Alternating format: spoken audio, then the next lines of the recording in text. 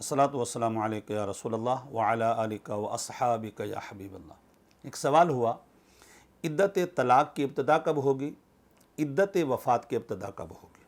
Number 2, औरत को पता नहीं था कि मुझे तलाक़ मिल गई और या मेरे शौहर का इंतकाल हो गया और उसने लाइल्मी में इद्दत के दिन नहीं गुजारे, तो इस सूरत में 2 बातें याद रखिएगा।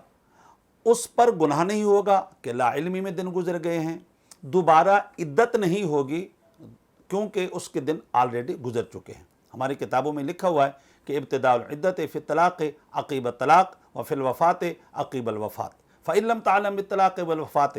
अगर तलाक़ और वफ़ात के बारे में वो नहीं जानती, हत्ता मुद्दतुल इद्दत, इद्दत की मुद्दत गुजर गई, फ़क़द इनक़दत इद्दतुहा, अब उसकी इद्दत मुकम्मल हो गई, गुनाह भी नहीं होगा, दोबारा से उसको इद्दत भी नहीं गुजारना पड़ेगी।